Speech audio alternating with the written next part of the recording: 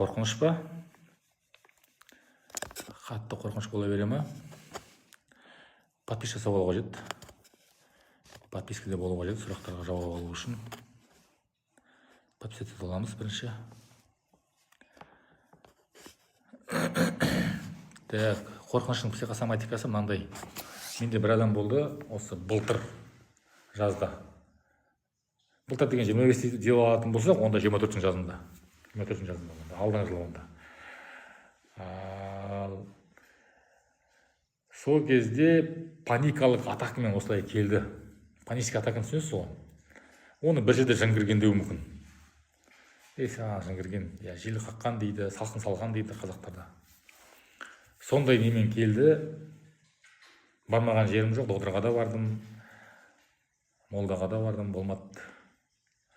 И қарасақ, соның алдында білесіз ба, 24-те ма, 23-тің аяғында ма, 24-тің басында ма, Алматыда жер сілкінісі болды.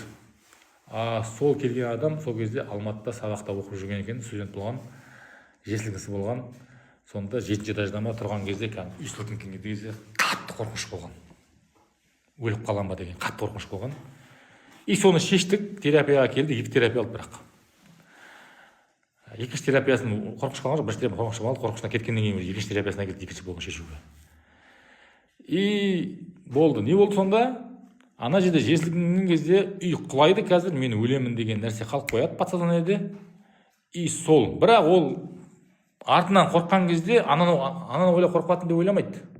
Сол сияқты сізде де бір жерде бір қатты қорыққан, қорқыныш қалып қойған болуы мүмкін. Оны арнайы техникамен, алгоритммен шешеміз, хабарлассаңыз болады. Мына жоғарыда профильде ссылка бар. Сол жерде рабочий телефон бар, WhatsApp номер бар. Телефон емес, WhatsApp номер. Оған телефон соғылмайды. Соған жазасыз, бағалар бәрі шығады. Күн уақытын келісеміз, ақысын төлейсіз. Сосын шықса болады.